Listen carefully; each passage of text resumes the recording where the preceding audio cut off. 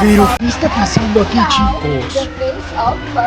¿Quién es nuestra Miss Grand 2025, Emma Marie Tiglao de Filipinas? Definitivamente esta reina, amada por todo el mundo, ha causado furor en este evento en el que estuvo, superando a otras reinas y otros certámenes. Soy Díaz Pastor, aquí te lo cuento.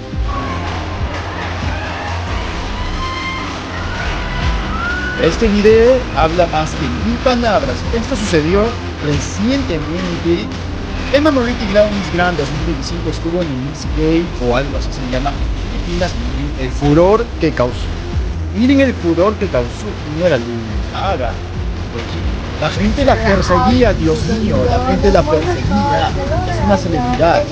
Literalmente superior al Miss Universo, definitivamente esta acogida. No he visto una acogida así a una reciente Miss Universo, pero ¿qué les parece? Miss Grand 2025, toda una celebridad. Déjame tus comentarios. Oh my God, firmando autógrafos. Oh my God, oh my God. Eso es lo que se merece una reina justa. Todas la amamos. Wow.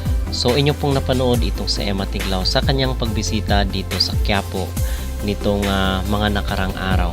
So magbibigay po tayo ng update sa kanyang mga kaganapan at sa kanyang mga activities. Pero bago ang lahat ay huwag kalimutang mag-like at mag-subscribe na rin kayo para updated kayo sa ating mga latest issue. At medyo matagal-tagal po ang bakasyon pala ni Emma Tiglao dito sa ating bansa dahil hanggang ngayon ay hindi pa siya bumabalik sa Thailand. So nandito pa po sa Pilipinas itong si Emma.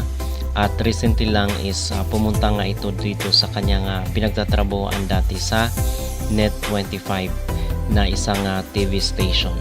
So ngayon naman ay kaliwat kanan yung kanyang mga endorsement dahil nga sobrang in demand ni Emma Tiglao. At recently is nagkaroon siya ng video shoot dito sa isang beauty products na Marinova. So sabi dito, becoming the face of Marinova is a reminder that self-care is not selfish. When you take care of your skin, you honor your journey, your discipline, and your confidence.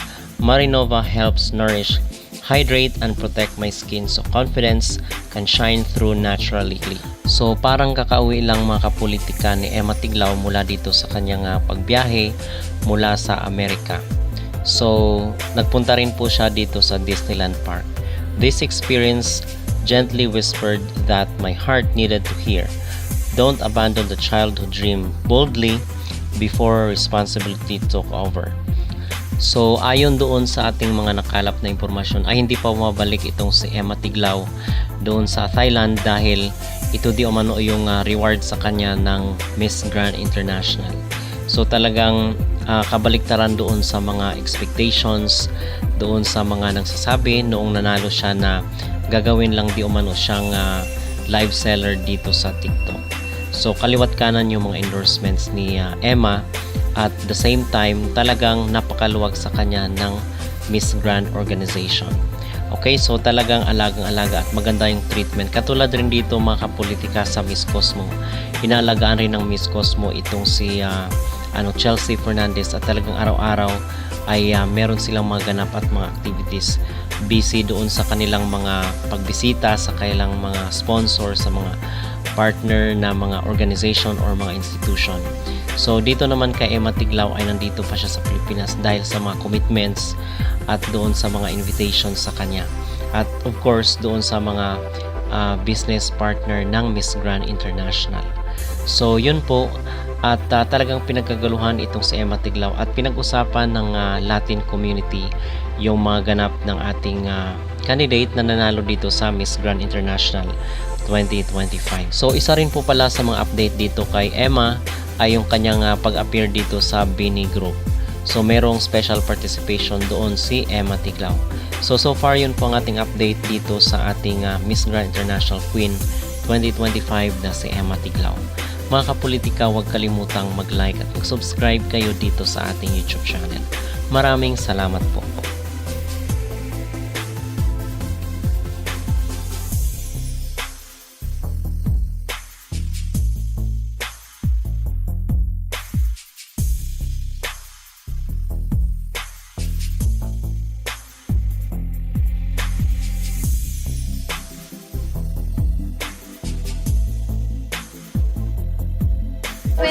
Till when ka magla-live, ate? Ayun na lang yung... Let's do live.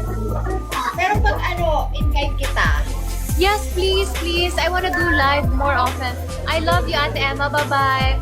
Bye-bye. Hindi ko na ito kakainin na. So, Doon na lang.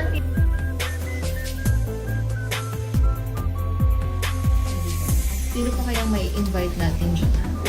Mag-antay lang tayo. Marami ako nalilinis naman dito.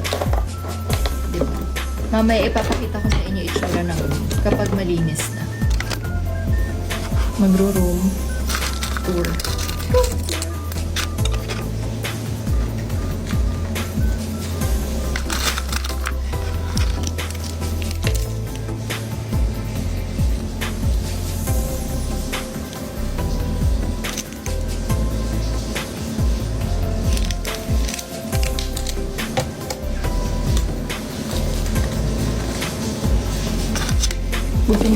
Buti mabait yung pamangkin ko. Isang tawag ko lang, Joyce, help me. Ligpit tayo ng room. Yard. Punta naman siya.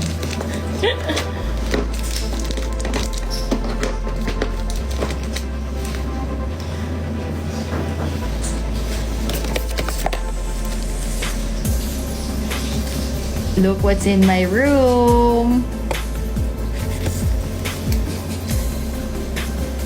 Lagay natin. Paano ko siya malalagay sa mirror ko?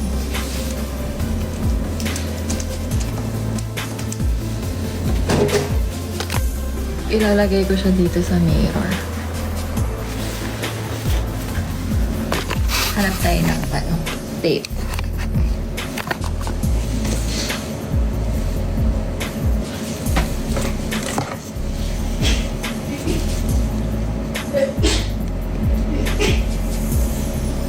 Joke, anong dinner? Ano?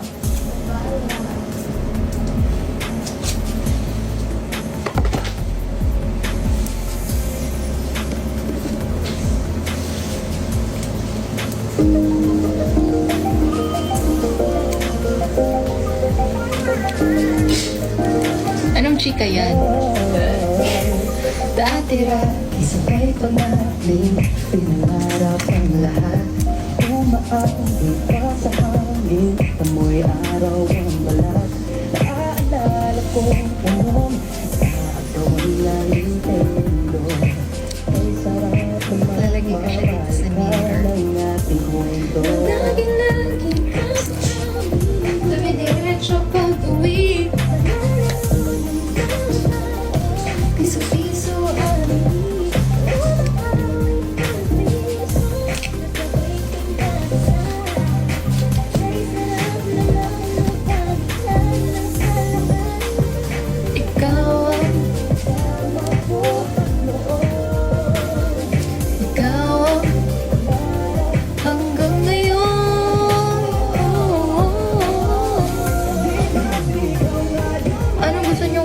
Shakira. Ako yung prinsesa sa mo palagi. Na bago't nangyari, muli ang pag-uwi, kaya pa rin na.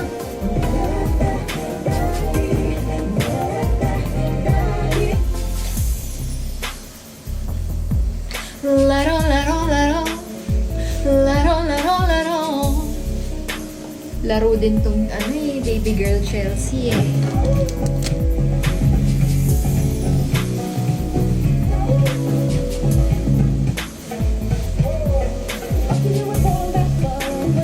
Ba't hindi naman dinikit ko? Ayan.